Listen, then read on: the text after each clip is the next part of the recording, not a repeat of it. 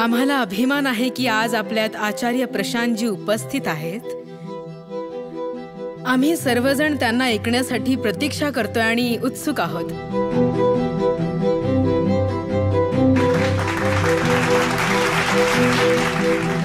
आपल्यामध्ये अशा विभूती आज उपस्थित आहेत ज्यांच्या गौरवशाली उपस्थितीने आम्ही सर्व कृतज्ञ आहोत. आम्ही आभारी आहोत की आचार्य प्रशांतजींच्या कुटुंबातील सर्व सदस्य आज येथे उपस्थित आहेत.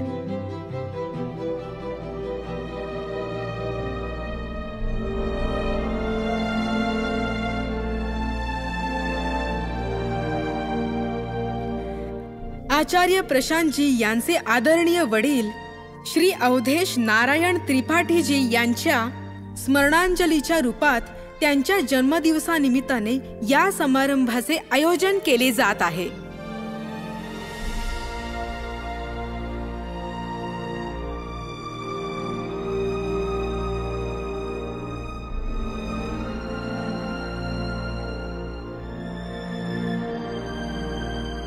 निवेदन करते आचार्य प्रशांतजी यांना की आपल्या संबोधनातून आम्हा सर्वांना नव ऊर्जा प्रदान करावी. पण सत्य, द ट्रूथ, ते अनचेंजेबल असतं, अपरिवर्तनीय. तेच आहे सनातन, नित्य. ते कधीच नाही बदलत.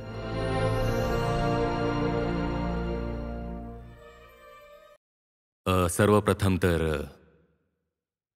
यायला मला उशीर झाला, तर त्यासाठी क्षमस्व. मीच थोडा उशिरा निघालो होतो आणि मग रस्त्यात देखील थोडे 10 मिनिट जास्तच गेले.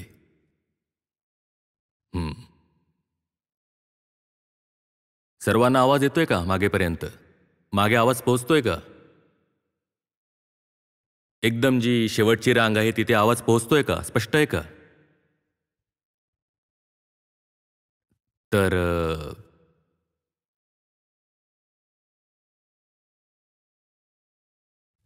श्री अवधेश नारायण त्रिपाठीजी, माझे वडील, आज त्यांचा जन्मदिवस आहे. तर मी पूर्वी त्यांच्यासाठी काही घेऊन जायचो. तर काही उपहार, भेटवस्तू. तर आता त्यांच्यासाठी जे काही आहे ते आता त्यांना तर कशी द्यायची? पुष्पांजली झाली. मग असं करूयात की तुमच्यामध्ये वाटूयात. जर मी तुम्हाला कुठली भेटवस्तू देऊ इच्छितो तर मला वाटतं सर्वात चांगली गोष्ट तीच असेल जी मला त्यांच्याकडून मिळाली. तुम्ही सर्वजण इयत्ता 8वी ते 12वी मधले आहात ना? 8वी ते 12वीच्या मधले, हो ना? तर खूपच मजेदार आणि खूप संवेदनशील हा काळ असतो 8वी ते 12वीचा. मला माझा हा काळ चांगलाच आठवतो आणि हे देखील माहिती आहे की आज मी ज्या ठिकाणी, ज्या स्थितीत आहे, चांगल्या वाईट, त्यात तो जो 8वी ते 12वीचा काळ होता त्याचा खूप मोठा सहभाग आहे. त्यामुळे खूप छान आहे की ह्या काळात तुमच्यासोबत, या संवेदनशील काळात जो तुमचा सुरू आहे, तर ह्या काळात तुमच्यासोबत मी त्या गोष्टी बोलू शकतो ज्या मला तुमच्याकडून मिळाल्या, ज्या मला वाटतात माझ्या जीवनात खूप महत्त्वाच्या होत्या. जेव्हा मिळत होत्या तेव्हा कळत देखील नव्हतं की ह्या किती महत्त्वाच्या गोष्टी आहेत. परंतु आज मी या स्थितीत आहे की मागे पाहून आणि स्वतःकडे पाहून त्या सर्व ओळखू शकतो आणि तुमच्यासोबत शेअरही करू शकतो. त्यामुळे जी पहिली गोष्ट माझ्या लक्षात येते, जी मला मिळाली माझ्या बाबांकडून, आणि साधारणतः बऱ्याचशा मुलांना ती सहज मिळत नाही त्यांच्या पालकांकडून, पेरेंट्सकडून, ती म्हणजे पुस्तके. तर सुरुवात तिथूनच करेन. मी टेक्स्टबुक्सबद्दल बोलत नाहीये. टेक्स्टबुक्स तर सर्वच मुलांना मिळतात, सर्वच विद्यार्थ्यांकडे असतात. तर मला जगभरातील सर्व क्षेत्रातील पुस्तके मिळत राहिली. आणि गरजेचं नाहीये की ती मला समजायची, आणि असंही नाहीये की 8वीत आल्यानंतर मला मिळायला सुरुवात झाली. घरात खूप सारी पुस्तकं होती, त्यांची स्वतःची लायब्ररी होती. असं नाही की 5-7 हजार पुस्तकं होती. पण जेव्हा तुम्ही 4थीत, 5वीत किंवा 8वीमध्ये असता, तेव्हा जर चांगल्या गुणवत्तेची 500-700 पुस्तकं सुद्धा घरात उपलब्ध असतील, तर त्याचा खूप फरक पडतो. आणि माझ्या घरी माझ्यासाठी 500-700 पेक्षा खूप जास्त पुस्तकं होती. आणि हे मी म्हटल्याप्रमाणे टेक्स्टबुक्सच्या व्यतिरिक्त होती. टेक्स्टबुक तर ठीक आहे, आपण वाचतच असतो. आता असं नाहीये की ती पुस्तकं मला पूर्णपणे समजायची. ती सर्व पुस्तकं जगाच्या सर्व दिशांतून होती. त्यात इतिहासाची पुस्तकंही होती, राजकारणाची पुस्तकंही होती, क्रीडा क्षेत्रातील पुस्तकंही होती, ॲडव्हेंचरच्या जगातील पुस्तकं, सायन्सच्या जगातील पुस्तकं होती, काल्पनिक साहित्य होतं, कविता होत्या. जितक्या प्रकारचं चांगलं साहित्य, लिटरेचर असू शकतं, ते सगळं उपलब्ध होतं. आणि माझ्यावर काही दबाव नव्हता की मला ही पुस्तकं वाचायचीच आहेत. फक्त ती उपलब्ध होती की हे अवेलेबल आहे. तर आपल्या इच्छेने जा, जे तुम्हाला हवंय ते पुस्तक तुम्ही उचला, त्याला स्पर्श करा. काही गोष्टी समजतील, काही नाही समजणार, काही हरकत नाही. तर जेव्हा मी भूतकाळाकडे वळून पाहतो, जेव्हा आतला विकास होत होता आणि जगाविषयी एक दृष्टिकोन विकसित होत होता, तर आता मला त्या पुस्तकांचं खूप खूप महत्त्व समजून येतं. फक्त ह्यासाठीच नाही की मला त्यांच्यापासून ज्ञान मिळालं, तर यासाठी की त्या पुस्तकांनी मला खूप सुरक्षित ठेवलं, एका इन्सुलेशनप्रमाणे, सुरक्षा कवचाप्रमाणे. कारण मन रिकामं तर राहू शकत नाही ना. मन काही ना काहीतरी मागतच राहतं. मनाला स्वतःला कुठल्या ना कुठल्या गोष्टीने भरत राहायचंय, हो ना. असं कधी होत नाही की काहीच चालू नाहीये, काहीतरी चालूच असतं. मग जेव्हा काही चांगलं किंवा उत्कृष्ट उपलब्ध नसतं, तर काहीतरी खूपच साधारण, सुमार दर्जाचं किंवा होऊ शकतं की निकृष्ट दर्जाचं येऊन मनावर ताबा मिळवेल. तर या पुस्तकांनी मला खूप वाचवलं. खूपच जे पॉप्युलर मुद्दे असतात, लोक असतात, गोष्टी असतात, त्यांना सन्मान देण्यापासून. कारण मला मोठी नावं मिळाली होती आणि त्यांच्या मोठ्या गोष्टी मिळाल्या होत्या. म्हणून मला वेळच नाही मिळाला छोट्या मुद्द्यांमध्ये गुंतून राहण्यासाठी. आणि हे जे छोटे मुद्दे जितके माझ्यासाठी मोठं संकट म्हणून होते, त्याहून कितीतरी जास्त मोठं संकट तुमच्यासाठी आहेत. कारण आज तुमच्याकडे इंटरनेट आहे आणि सोशल मीडिया आहे. तर खूप सारे छोटे छोटे लोक असतात, त्यांचं नाव खूप मोठं होऊन जातं आणि ते तुमच्या वयात तुमच्या मनावर आणि हृदयावर ताबा मिळवतात. आणि तुम्ही म्हणता की हे माझे आदर्श झाले, रोल मॉडेल झाले, इन्फ्लुएन्सर झाले.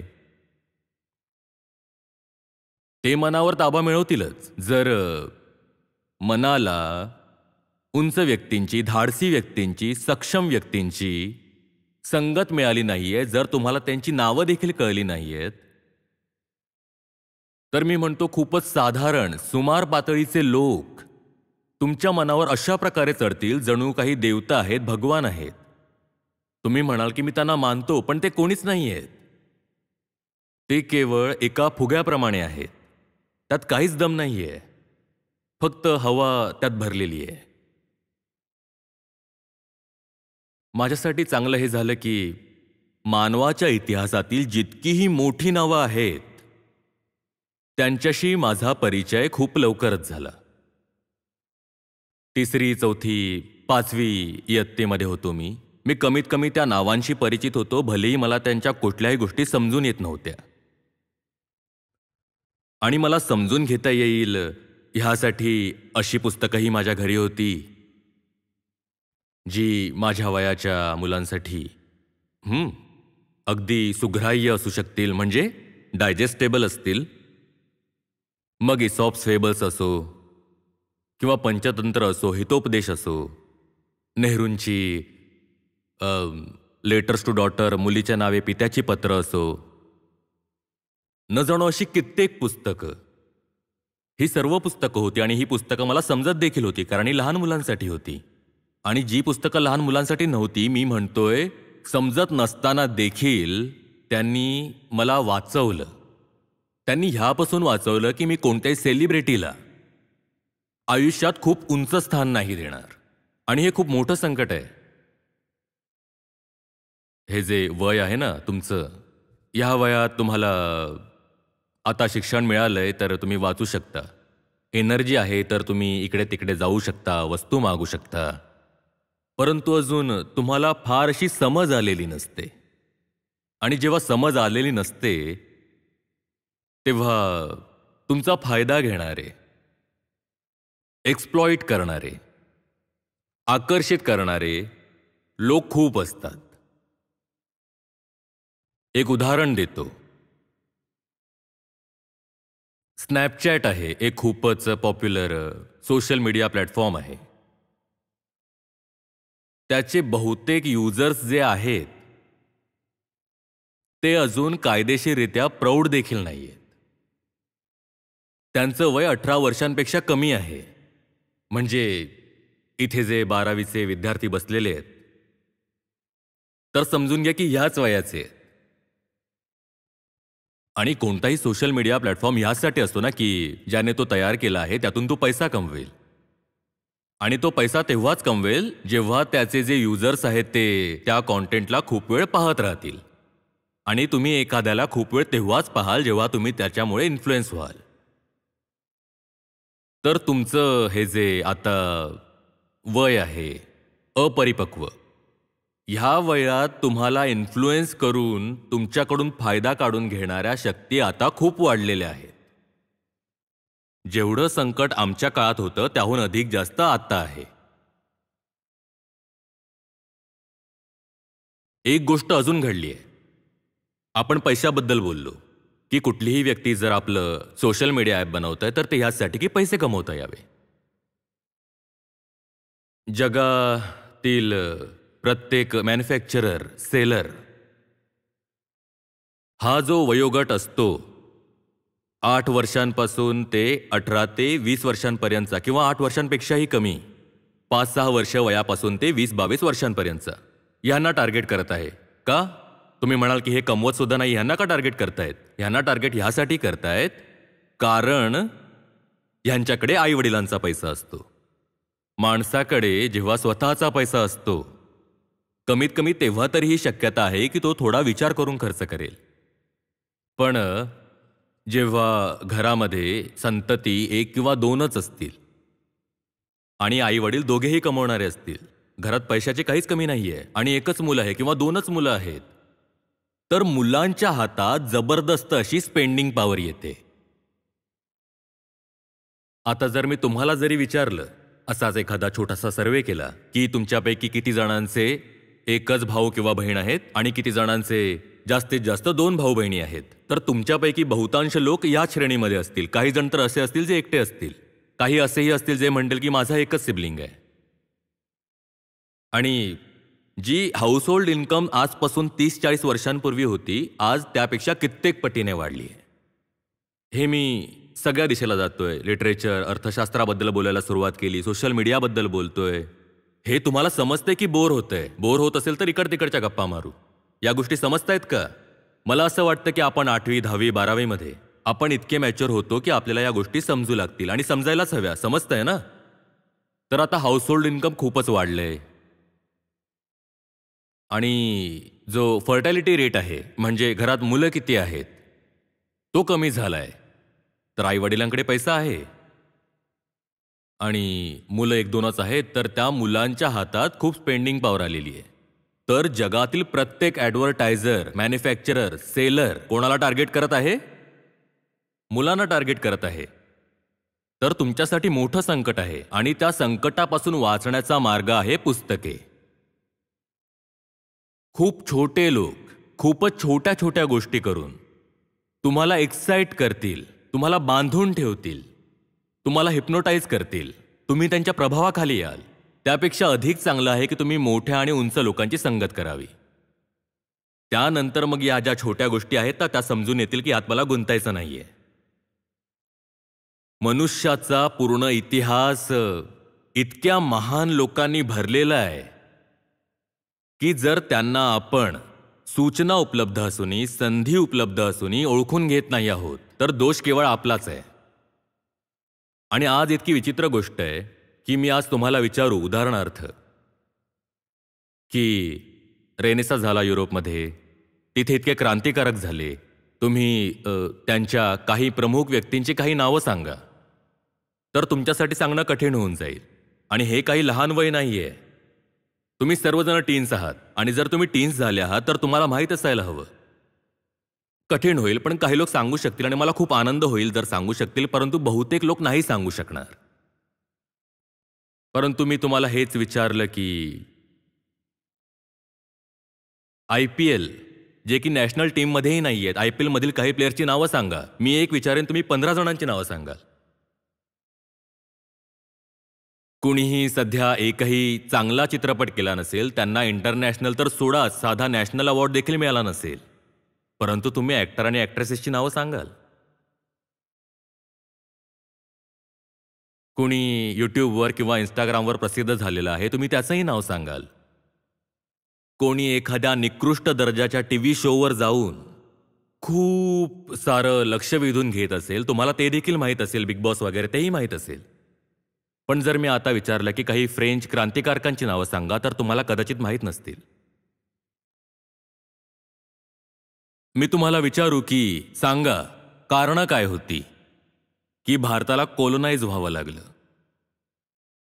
पोर्तुगीज, डच, फ्रेंच आणि ब्रिटिश हे सर्व सत्ताधीश होत गेले आणि यांचं मूळ कारण काय होतं तर आपल्याला माहीत नसेल. परंतु ज्या खूप साऱ्या कमी दर्जाच्या गोष्टी आहेत, खूप पेटी, ज्याला आपण रोजच्या भाषेमध्ये म्हणू तुच्छ गोष्टी, त्या आपल्याला माहीत असतात. त्या गोष्टींपासून वाचवण्यासाठी आपल्याकडे पुस्तकं असतात.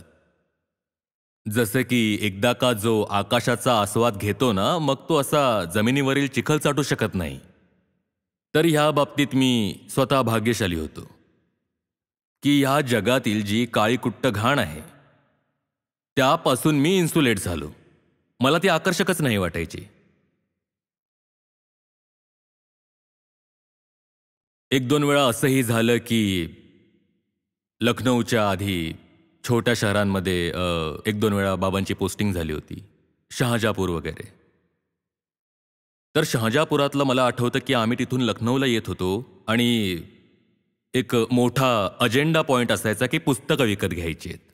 शहाजापूर एक छोटं शहर होतं, तिथे असं काही बुकशॉप नव्हतं. टेक्स्टबुक होती पण काही मोठं बुकशॉप नव्हतं तिथे. उन्हाळ्याच्या सुट्ट्या असायच्या, त्यात मी माझ्या आजोळी जायचो, तर तिकडे जाण्यापूर्वी, रवाना होण्यापूर्वी एवढी पुस्तकं दिली जायची. आणि आजोळी जायचो तर तिथे आजोबांचीही लायब्ररी होती, त्यांच्याकडेही पुस्तकं ठेवलेली असायची. तर ह्या पुस्तकाने मला खूप वाचवलंय. मी ज्ञान काय घेतलं ते मला काही आठवत नाहीये. आणि तुम्ही इतके लहान असता की तुमच्या लक्षातही काय राहील. आणि मी मान्य करतो की बऱ्याचशा गोष्टी समजतही नसायच्या. आता एक नोबेल प्राइज विनिंग नोवेल आहे आणि तुम्ही 6व्या वर्गात आहात, तुम्ही 11 वर्षांचे आहात आणि 11 वर्षाच्या वयात तुम्ही एक नोबेल प्राइज विनिंग नोवेल वाचता, तर हे थोडक्यात स्पष्ट आहे की फार समजणार नाहीये, पण त्याने तुम्हाला वाचवलंय. आणि तिथे तुम्हाला काही असं मिळतंय जे तुम्हाला पूर्णतः समजत नाहीये, पण एक हलकं हलकं जाणवतंय, अंधूक अशी चाहूल लागते की यात सुंदर असं काहीतरी आहे. आणि ती सुंदरता तुम्हाला भाग पाडते की तुम्ही हे समजून घ्या. जर आता समजत नसेल तर तुम्ही स्वतःचा स्तर वाढवा, म्हणजे तुम्हाला समजू शकेल. तर तुमच्या समजूतदारपणाचाही स्तर वाढतो आणि तुमच्या भाषेचाही स्तर वाढतो, कारण चांगलं साहित्य आहे म्हणजे चांगल्या भाषेत लिहिलं गेलं असेल.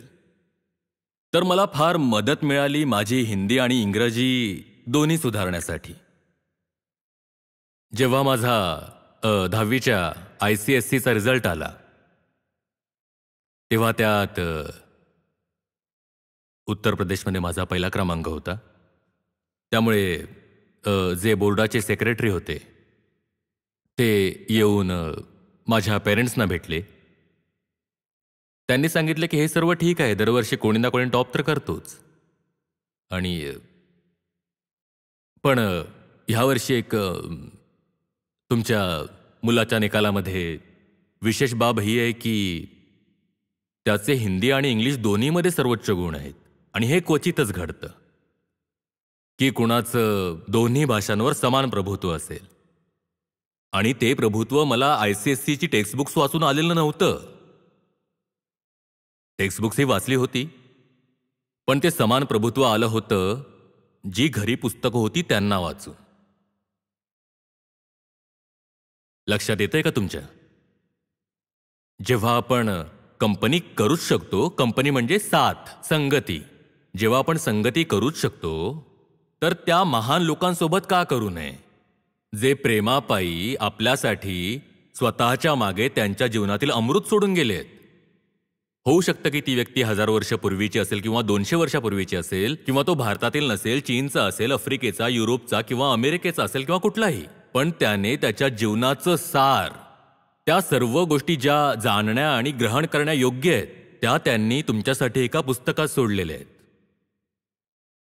आणि बहुतेकदा जेव्हा ती पुस्तकं खूप जाड असतात, जसे की डिकेन्सचं साहित्य झालं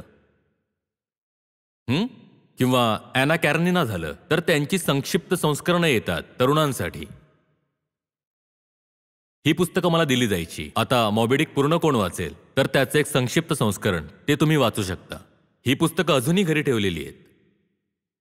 माझं त्यांच्यावर इतकं प्रेम होतं की मी त्यांना बाइंड करायचो. जशी शाळेची पुस्तकं बाइंड होतात ना, आता बाइंडिंग होते की नाही होत? कार्डबोर्ड बाइंडिंग आता होते का? नाही होत का? अच्छा, प्लास्टिक बाइंडिंग. आमच्या वेळेला कार्डबोर्ड बाइंडिंग व्हायची. तर माझी जितकीही पुस्तकं होती ती सगळी बाइंडिंग वगैरे करून, लेबलिंग वगैरे करून नीट ठेवून द्यायचो, जशी टेक्स्टबुक्स ठेवली जातात. त्यांपैकी काही पुस्तकं अजूनही घरी आहेत. आणि हे नाही की मी त्यात सर्व गंभीरच वाचायचो, कॉमिक्स वगैरे देखील खूप वाचायचो. डॉक्टर झटका, मोटू पतलू, घसीटाराम, चाचा चौधरी, ही सगळी पुस्तकं देखील वाचायचो. इंद्रजाल कॉमिक्स आता नाही येत, पहिली यायची. एक टिंकल नावाची कॉमिक होती, ती देखील. तर हे सगळं वाचायचं. लक्षात येतंय का तुमच्या? बेटा, जगासाठी ना तुम्ही बाळ नाही आहात, जगासाठी तुम्ही ग्राहक आहात. कुणीही जर तुम्हाला आकर्षित करतोय ना, तर ते ह्यासाठी नाहीये की त्याचं तुमच्यावर प्रेम आहे. तो ते ह्यासाठी करतोय कारण त्याला तुमच्याकडून काहीतरी मिळवायचंय. फार लवकर कोणाचेही फॅन बनून जाऊ नका. मग भलेही तो कोणी राजकारणी असो, उद्योगपती असो, किंवा किंवा मग तो कोणीही ग्लिटरिंग सेलिब्रिटीही असो. हे जग फारशी चांगली जागा नाहीये, पण आपण एक चांगले जीवन जगू शकतो, कारण काही चांगले लोकही झाले आहेत. आणि जे चांगले लोक झाले त्यांनी आपल्यासाठी अपार प्रयत्न केलेत की आपणही चांगले जीवन जगू शकू. हा जो पब्लिक प्लेस आहे, या जे बहुतेक लोक जे आहेत ज्यांना तुम्ही ओळखता ते तुमच्यासाठी चांगले नाही आहेत. समजतंय का? पण ते अगदी आपल्यासाठी काय बनून जातात? Oh my idle, my idle.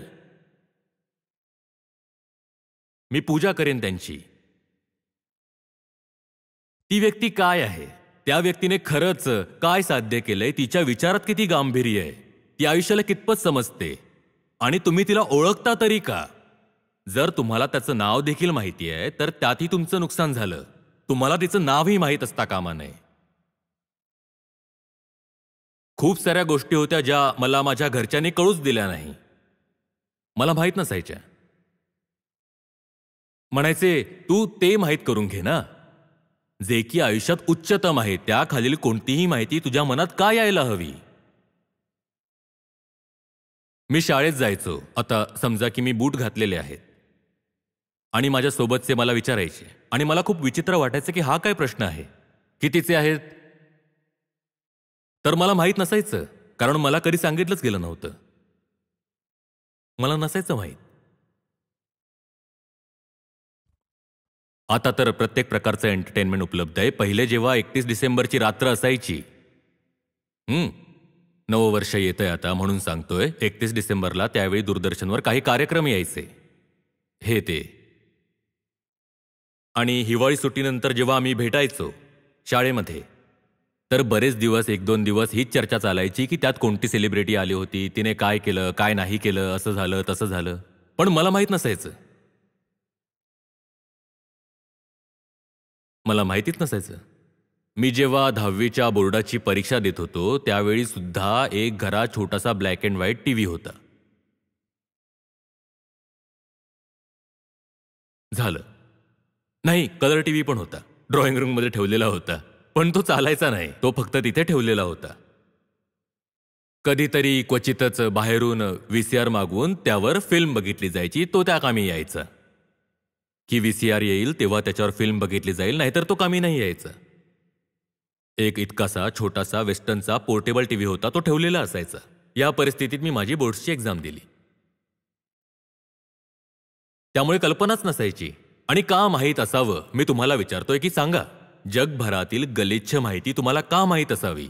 कारण जर ती माहीत असेल तर तिचा परिणाम देखील होईल. त्याला जाणून घेण्यातच तुमचं नुकसान आहे. कारण वेळ तुमच्याकडे मर्यादित आहे आणि ही जागा, ही स्पेस सुद्धा मर्यादित आहे. एक गोष्ट जाणून घ्याल तर दुसरी गोष्ट जाणून घेता येणार नाही. There would always be one of the cost of the other.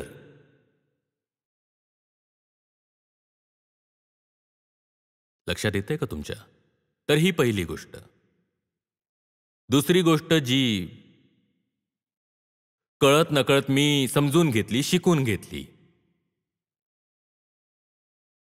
ती म्हणजे सत्तेच्या समोर कधीही दबावात न येणं. नमित होत असाल तर त्यात तुमची समज असायला हवी. जेव्हा नमित व्हाल तेव्हा तुम्हाला माहीत असायला हवं की समोर त्या पात्रतेचा आहे का, की तुम्ही त्याला नमन कराल, त्याच्यासमोर झुकू शकाल, नाहीतर कोणासमोरच झुकायचं नाहीये.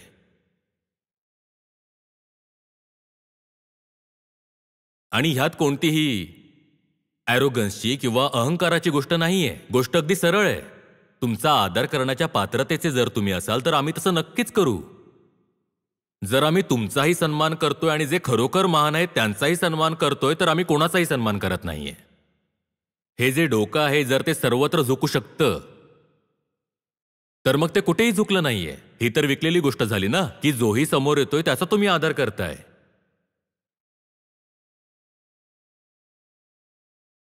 तीन वेळा त्यांचं प्रमोशन होतं, ते अडवलं गेलं. कित्येक वर्ष अडवलं गेलं. आणि मग हायकोर्टात जायचे, केस करायचे आणि तेव्हा त्यांचं प्रमोशन व्हायचं. का रोखलेलं होतं? कारण त्यांचे जे सुपिरियर्स होते, बॉस होते, सरकारमधील जे सेक्रेटरी वगैरे असतात त्यांच्यासमोर ते नाही झुकायचे. असंही नव्हतं की तिथे उद्धटपणा करायचे. फक्त जी गोष्ट जशी आहे तशी बोलून दाखवायची, अगदी स्पष्टपणे.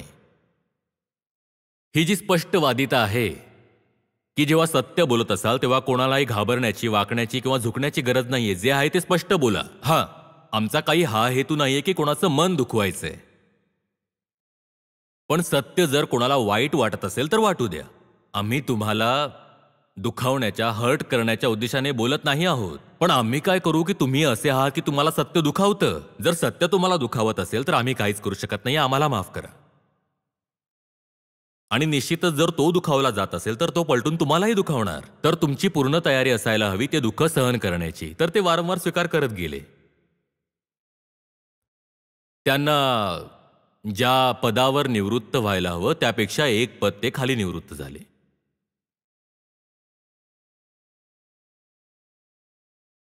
पण ठीक आहे. घरात बराच काळ तणावाचं वातावरण असायचं की आता कोर्टाची सुनावणी आहे, पुन्हा कोर्टात जायचंय, हे झालं ते झालं. कोर्टाने निर्देश सुद्धा दिले आहेत की तुम्ही कोणत्याही कारणाने त्यांचं प्रमोशन नाही थांबवू शकत, त्यांना प्रमोट करा. तरीही जे सुपिरियर्स होते ते ते ते इतके जास्त चिडलेले होते की ते प्रमोट करतच नव्हते. त्यामुळे मग पुन्हा कोर्टात जा आणि तिथे जाऊन कंटेम्प्टची प्रोसिडिंग सुरू करा आणि त्यानंतर मग तुम्ही प्रमोशन घ्या. तर हे सगळं सुरू असायचं. जी सेल्स टॅक्स असोसिएशन होती त्याचे अनेक वेळा ते अध्यक्ष राहिले. तर एकदा का त्यांचं जे वार्षिक अधिवेशन असतं, ॲन्युअल गॅदरिंग, त्यात ते मला सोबत घेऊन गेले होते. मी कदाचित 6वीत होतो, 11 वर्षांचा होतो. तर तिथे स्टेजवर त्यावेळी यूपीचे मुख्यमंत्री होते, नारायण दत्त तिवारीजी, ते उपस्थित होते. तर त्यावेळी त्यांनी काही म्हटलं असं ह्यांच्या विभागाबद्दल, वैयक्तिकरित्या बाबांबद्दल काही नाही, संपूर्ण डिपार्टमेंटबद्दल म्हणाले, जे की थोडं अयोग्य होतं. तर तिथेच व्यासपीठावर मी त्यांना 1000 लोकांच्या समोर मुख्यमंत्र्यांना हे म्हणताना ऐकलं की मुख्यमंत्रीजी, जे तुम्ही म्हणालात ते योग्य नाहीये. आता जो माणूस मुख्यमंत्र्यांना 1000 लोकांसमोर सांगेल की तुम्ही चुकीचं बोलताय आणि व्यासपीठावर जाऊन बोलतोय आणि मीडिया समोर बोलतोय की तुम्ही चुकीचं बोलताय, त्याला मग जी आपली व्यवस्था आहे ती त्रास तर देणारच ना. तर त्रास कसा सहन करायचा आहे सत्यासाठी, हे तर आज मी तुमच्या समोर उभा आहे. किती अडचणींना, समस्यांना, त्रासांना सामोरा जाऊन इथे आलोय आणि आजही किती प्रकारच्या अडचणी सहन करतोय. आणि हे सगळं शक्य होतंय कारण की मी पाहिलंय की हे केलं जाऊ शकतं आणि करायलाच हवं.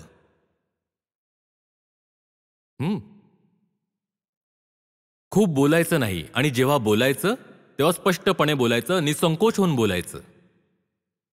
हे काही असं नाहीये की बोलण्यात रफनेस आहे किंवा क्रूडनेस आहे.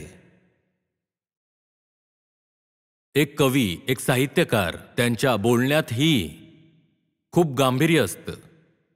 शब्दांची निवड आणि वाक्यरचना देखील खूप स्वच्छ आणि स्पष्ट असेल.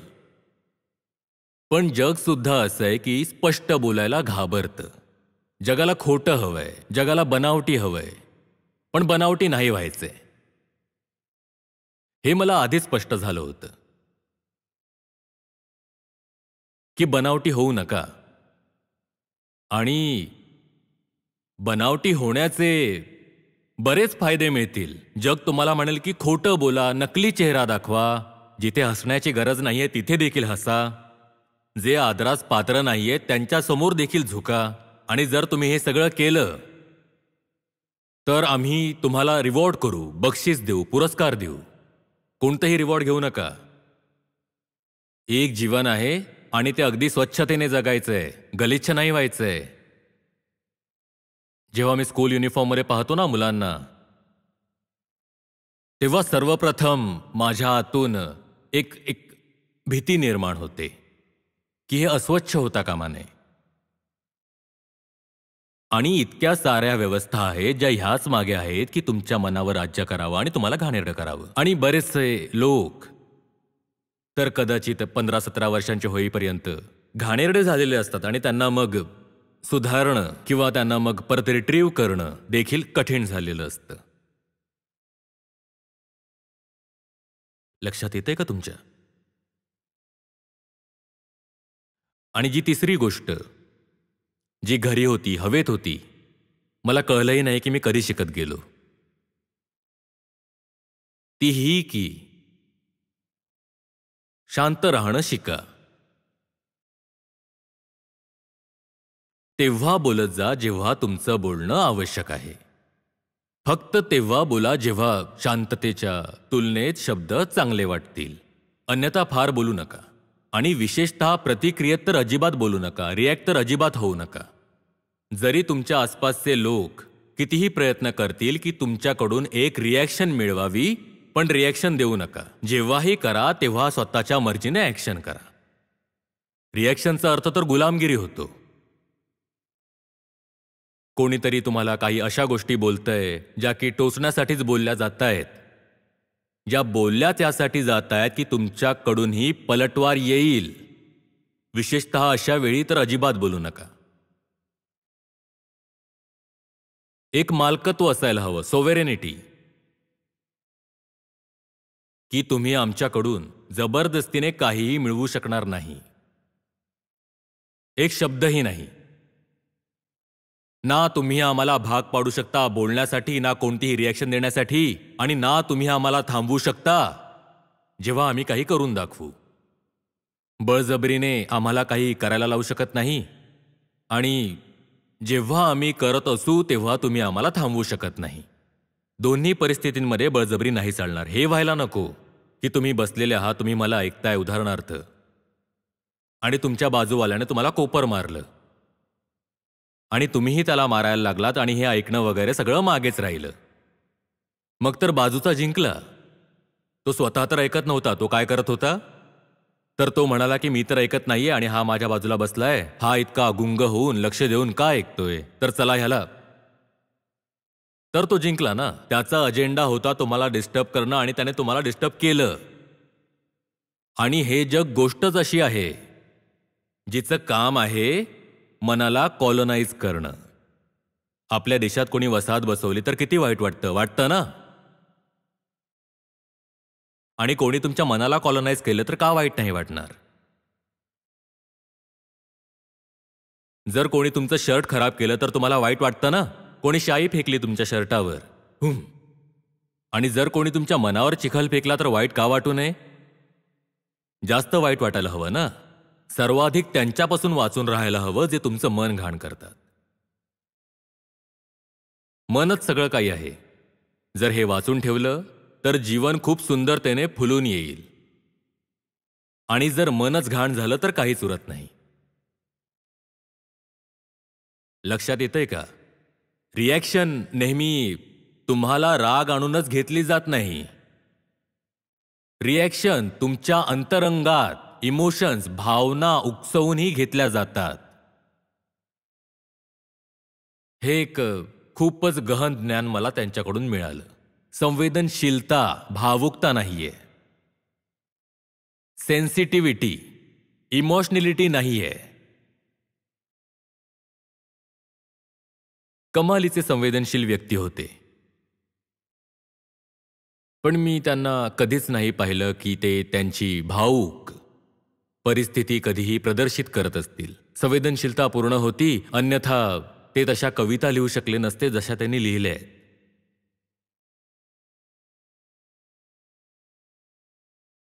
पण ते मंचावरील कवी नव्हते. मंचावरील कवी पाहिलेत? Wearing your emotions on your sleeves. ते सगळे सोशल मीडियावर खूप प्रसिद्ध असतात. आणि ते येऊन अगदी आपले हात वर करून करून कविता वाचतात आणि प्रेक्षकांना म्हणतात चला टाळ्या वाजवा. तसे कवी नव्हते. ते लिहिणारे कवी होते. ते तसे कवी नव्हते.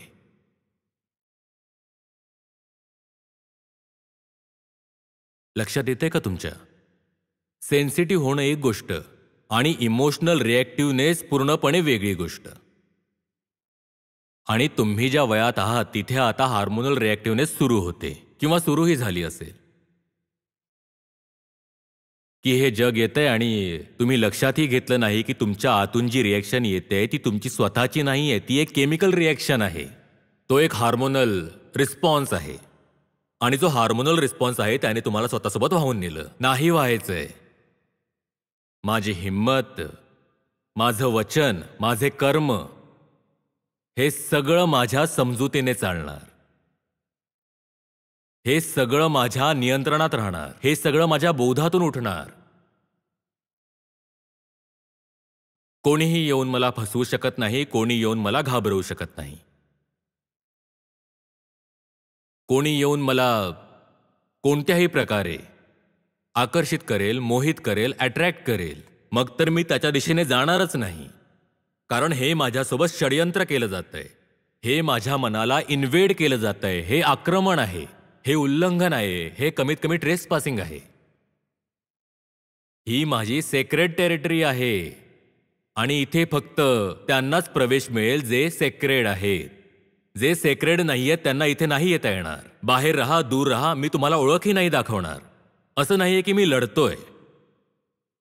तुमच्याबद्दल माझी भूमिका ही आहे की मी तुम्हाला ओळखणारी नाही. लक्षात येते का तुमच्या? नाही येते. चला एक हिंट देतो. जे सर्व लोक करत आहेत, जे खूप प्रसिद्ध आहेत, लोकप्रिय आहेत, प्रचलित आहेत, त्यांच्याप्रती थोडी जिज्ञासाची, संशयाची, तपासणीची म्हणजे परीक्षणाची नजर ठेवा. जी गोष्ट अशी आहे की ज्यामध्ये सर्व लोक वाहत आहेत, खूप जास्त शक्यता आहे की ती गोष्ट गडबड आहे. खूप शक्यता आहे. एखादी गोष्ट लोकप्रिय आहे हे कदाचित याचमुळे सिद्ध होतं की ती गोष्ट गडबड आहे, किंवा कमीत कमी ती गोष्ट गडबड असण्याची शक्यता खूप वाढते. Don't try to belong to the crowd. हे कधीही म्हणू नका की अरे मी तर मागे राहिलो, आय एम लेफ्ट बिहाइंड, मला फोमो झाला. फोमो माहिती आहे का? माहितीच असेल. Fear of missing out. Oh सगळे पुढे निघून गेले, I missed out on this. सगळे एकमेकांना विचारतायत की so dude what's up on the new year's eve, आणि तुमच्याकडे काही सांगायलाच नाहीये what I am doing on new year's eve. तर तुम्ही लपताय किंवा खोटं बोलताय, किंवा तुम्ही एखाद्याला सांगताय की तू कुठे जातोस का, मला पण घेऊन चल. तो म्हणतो जिथे मी जात आहे तिथे एंट्री चार्जेस आहेत, 5,000 लागतील. तर जाऊन मम्मी पप्पांकडून काहीतरी करून त्यांनाही इमोशनली ब्लॅकमेल करून, आर्म ट्विस्ट करून त्यांच्याकडून पैसे घेत आहात. यू डोंट लव्ह मी ना? पैसे नाही द्यायचेत ना? See all my friends are going there.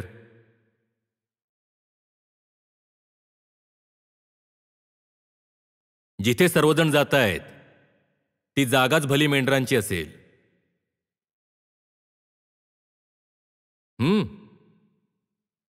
सर्व लोक तर टॉप सुद्धा नाही करत. जर तेच करायचं असेल जे सर्वजण करतात, तर सर्वजण कोणती एंट्रन्स एक्झाम पास देखील नाही करत. एक छोटी मायनॉरिटी असते ना. जगातील सर्व चांगली कामं एक छोट्या मायनॉरिटीद्वारे केली जातात.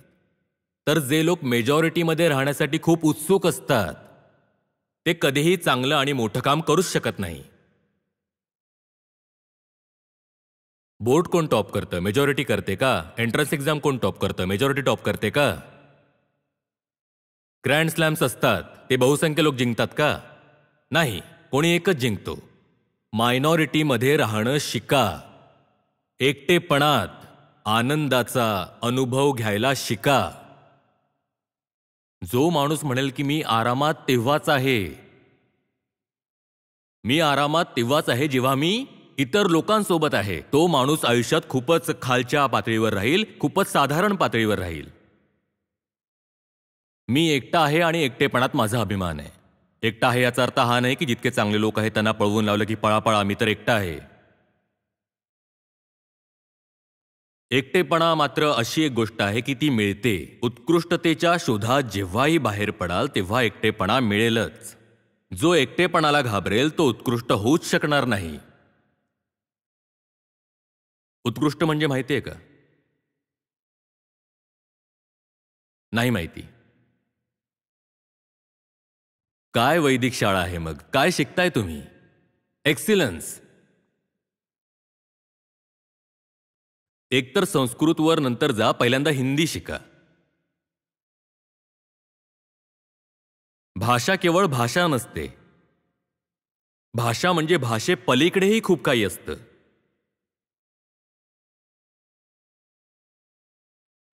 जेव्हा तुम्ही भाषा बदलता तेव्हा फक्त असं नाही की जसं तुम्ही बायनरी सिस्टममधून हेक्साडेसिमलवर गेलात आणि तिथे पूर्णपणे भाषांतर आणि स्थलांतर होईल, तर असं नाही होत. काहीतरी आत असतं जे बदलतं. मला हवं असतं तर आज तुमच्याशी इंग्रजीतही बोलू शकलो असतो,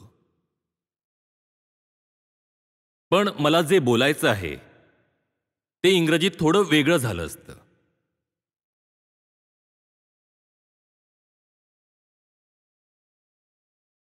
मी एखादा दोहा म्हटला, जाणकारांनी ज्ञानी लोकांनी खूपच चांगले दोहे म्हटलेत आणि मी तुम्हाला इंग्रजीत म्हणून दाखवू. त्याचं अगदी बरोबर भाषांतर इंग्रजीत सांगू तर चालणार नाही, नाही चालणार ना. हं.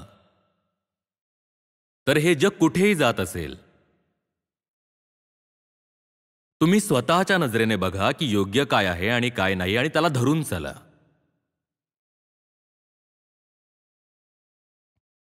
सगळ्यांच्या मागे पुढे चालणं ही काही अपरिहार्यता नसायला हवी. आणि ह्या गोष्टीत कोणताही अभिमान नाही की बघा मी किती लोकप्रिय आहे. सगळ्यांचे अकाउंट्स असतील इंस्टाग्रामवर, सगळ्यांचे असतील. ओ मला इतके लोक फॉलो करतात, तुला किती लोक फॉलो करतात, किंवा माझा फ्रेंड सर्कल एवढा मोठा आहे, तुझा किती मोठा आहे, मी किती लोकांना आवडतो, तू किती लोकांना आवडतोस. योग्य काम कराल तर खूप शक्यता आहे की नापसंती मिळेल, रिजेक्शन मिळेल, काही हरकत नाही त्यात काय. असं एक कपाट होतं आणि त्याच्या बाजूला सोफा ठेवलेला होता. असं कपाट आणि हा सोफा असा ठेवलेला होता. तर सोफा आणि कपाटाच्या मध्ये एक छोटीशी जागा होती. तर मी तिथेच त्या जमिनीवर बसायचो आणि मग त्यातून कोणतं कपाट, पुस्तकांचं, तर मी त्यातून पुस्तक काढून वाचन करायला बसायचो. आणि त्या सोफ्याच्या बाजूला जमिनीवरच मी खाली बसायचो. तर एकदा असं झालं की बसल्या बसल्या वाचता वाचता मी तिथेच झोपलो. आणि तिथे वाचता वाचता झोपला तर कोणाला दिसणारही नाही. तुमचा शो सुरू झाला आणि तुम्ही झोपला आहात, कोणाला काही कळतच नाहीये. मार मिळाला, काही हरकत नाही. येतंय का काही लक्षात?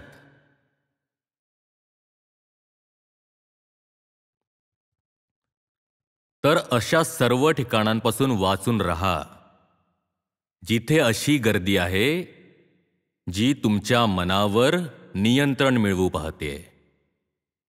जेव्हा मी पालकांशी बोलतो तेव्हा मी त्यांना सांगतो की बघा, खूप जास्त सामाजिक बनवू नका मुलाला, त्याला वाचवून ठेवा. जग खूप गलिच्छ आहे. जग खूप गलिच्छ आहे आणि तुम्हाला एक मूल मिळालंय आणि तो अजूनही खूप स्वच्छ आहे. त्याला वाचवा. नाहीतर सगळेजण येऊन त्या बिचाऱ्यावर चिखल फेकतील. का त्या बिचाऱ्याला लग्नामध्ये घेऊन जात आहात? लग्नासारखं भ्रष्ट वातावरण आणखी कुठेच पाहायला मिळत नाही. चांगला चुंगला माणूसही लग्नामध्ये जाऊन एकदम विक्षिप्त माणसासारखा वागायला लागतो. आणि तिथे तुम्ही तुमच्या मुलाला घेऊन जाताय, तो काय पाहतोय? 4 दिवस लग्नाच्या वातावरणामध्ये राहून तो अर्धा वाया होऊन जाईल. नका घेऊन जाऊ ना. खूप लोकांना हे विचित्र वाटेल की अरे लग्नामध्ये का नाही घेऊन जायचं. पण समजून घ्या, थोडा विचार करा त्या वातावरणाबद्दल. कसं वातावरण असतं तिथे? तिथे टागोरांबद्दल आणि कांट यांच्याबद्दल बोललं जातं का? तिथे भगतसिंगबद्दल बोललं जातं का? आझादबद्दल बोललं जातं का? शेक्सपियरबद्दल बोललं जातं का? तिथे बुद्ध, महावीर, उपनिषदांबद्दल बोललं जातं का? तिथे कोणत्या चर्चा होतात? डीजे नाही आला अजून? का तुम्ही त्या बिचाऱ्या लहान मुलाला खराब करू इच्छिता? जग कसं आहे हे आपल्याला माहीत नाहीये का? जसं जग आहे तसे आपले नातेवाईकही आहेत. ह्या नातेवाईकांसमोर का एक्सपोज करताय मुलांना? नका एक्सपोज करू. त्यांना वाईट वाटतंय तर वाटू दे. भ्रष्ट करण्यासाठी तुमचं मुलं आहे, त्याला भ्रष्ट करा ना.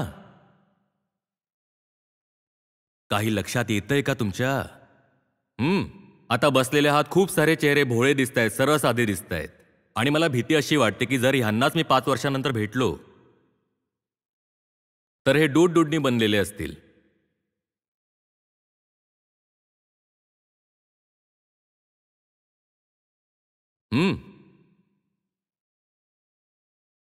बरोबर बोलतोय ना? बघा, तुमच्या टीचर्सना माहिती आहे की असंच होणार आहे अगदी.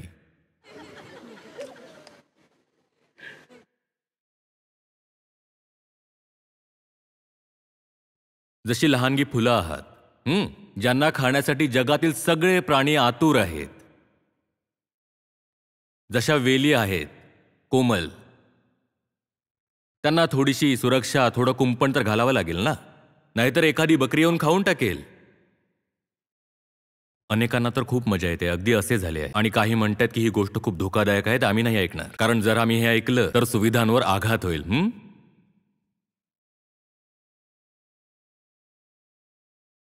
चला, मला तर इतकंच बोलायचं होतं.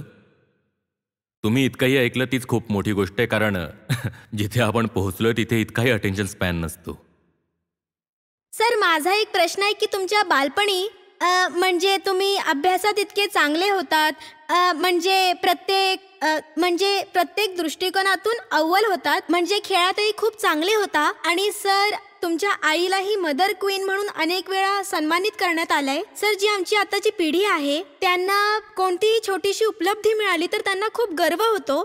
आणि सर, तुम्ही तर नेहमीच मेक फॉरवर्ड राहिलात, म्हणजे तुम्ही सर्व काही क्लिअर केलं, म्हणजे IIM मधूनही क्लिअर केलं तुम्ही, आणि 28व्या वर्षी तुम्ही कॉर्पोरेट जीवनातून निवृत्ती घेतली, जेव्हा बाकी लोक आपलं करिअर बनवत असतात.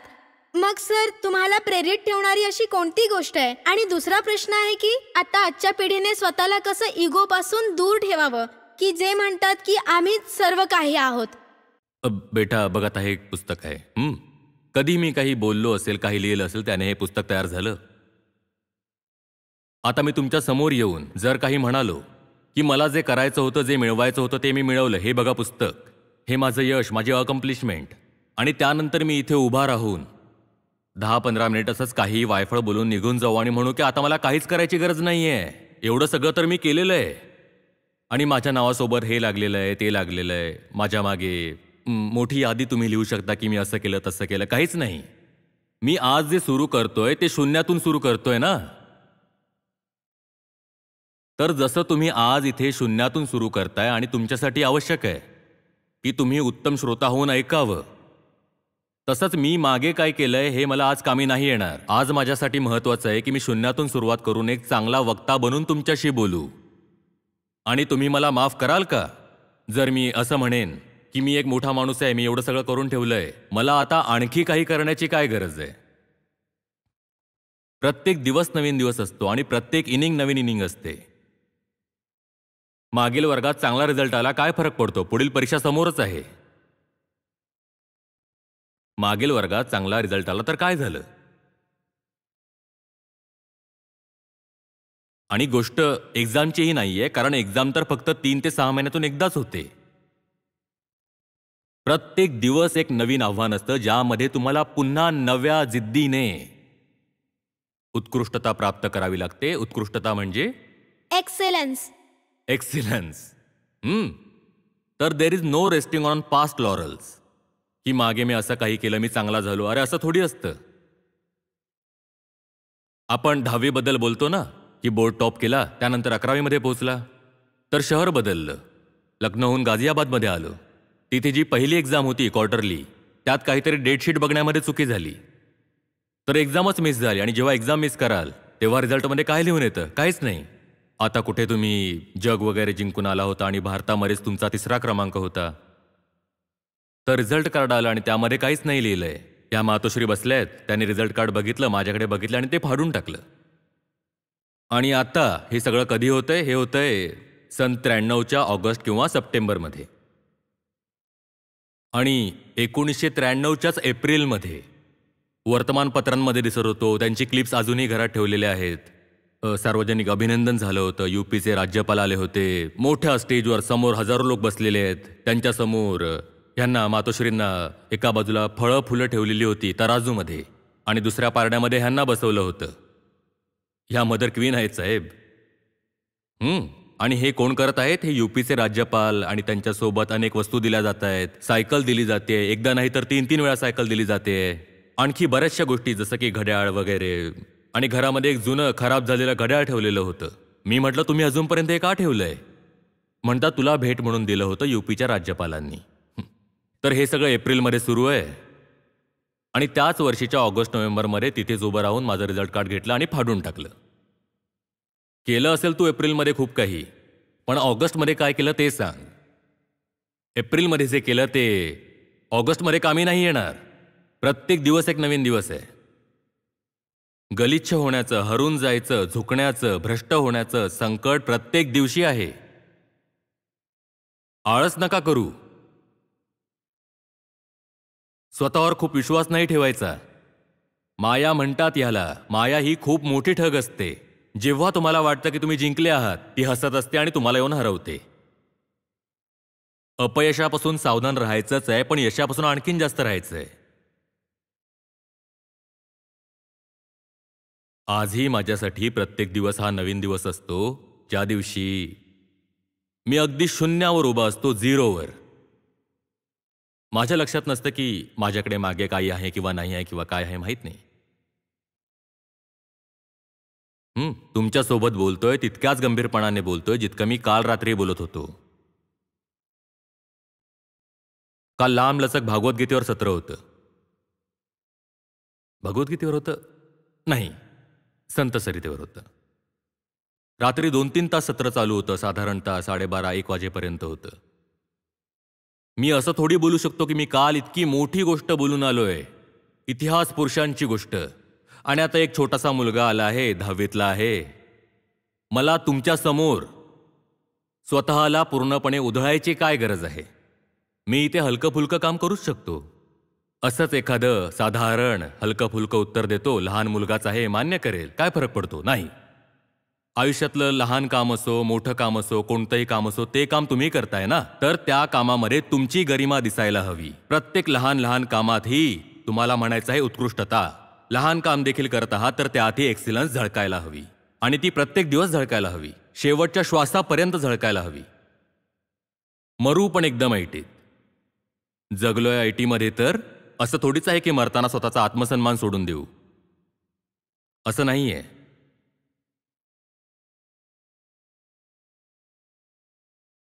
सर, फक्त आणखी एक क्वेश्चन. सर, जसं मी तुम्हाला 1 वर्षापासून फॉलो करतोय, मग सर तुमचा NGO आहे व्हीगन लाईफस्टाईल ॲनिमल कन्झर्वेशन करताय तुम्ही सर. सर, माझे अनेक मित्र आहेत आणि मी स्वतः व्हेजिटेरियन आहे, आणि माझे काही मुस्लिम मित्रही आहेत. तर ते म्हणतात की असं का करतोस? मग मी म्हणालो, आपले जे पूर्वज होते त्यांच्या वेळी असं काही नव्हतं की ते शाकाहारी आहार घेऊ शकतील, तर त्यांना हे सगळं खावं लागलं नाही तर त्यांचा मृत्यू झाला असता.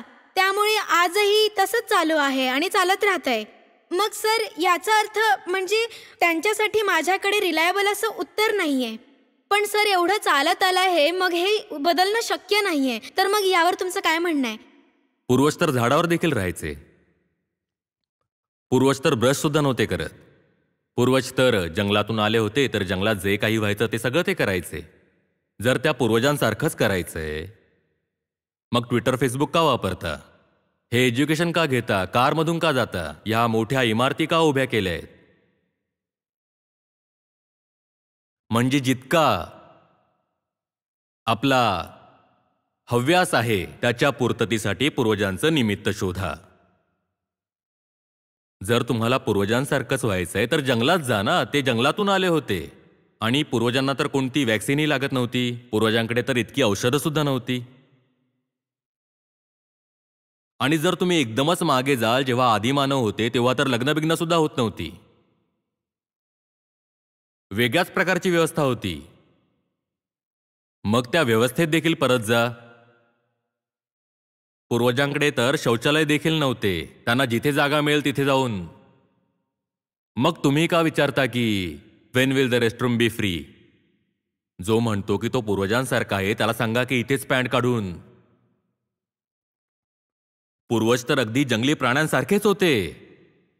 पूर्वज एक दुसऱ्यांना भेटायचे तर नमस्कार दुवा सलाम थोडी करायचे.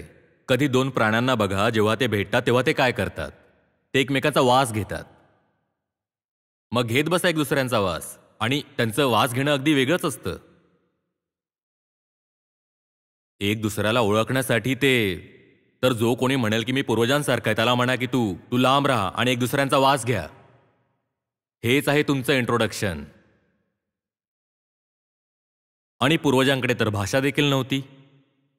होती का? भाषा सुद्धा क्रमशः विकसित झाली आहे. मग भाषेतही बोलू नका.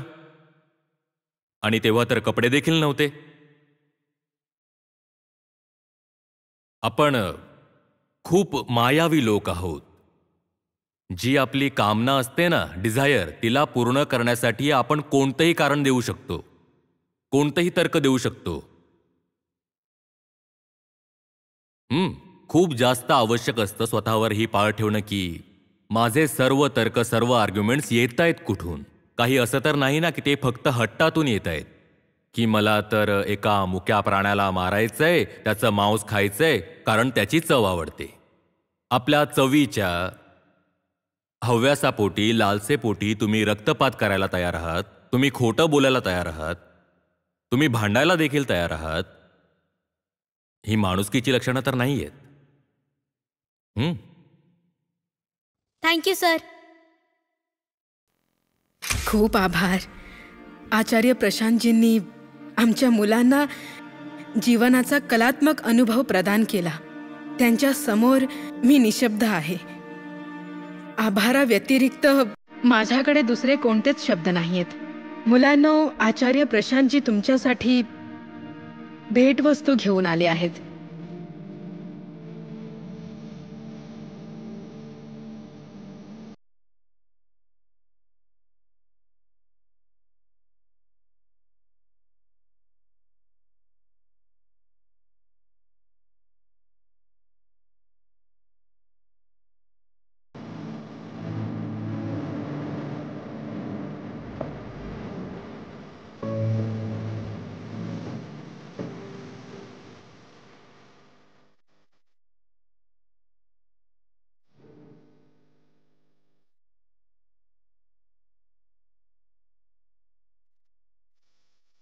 हा विषय मी इथे पूर्ण न करता सोडतो आहे, कारण विषय कधीच पूर्ण होत नाही.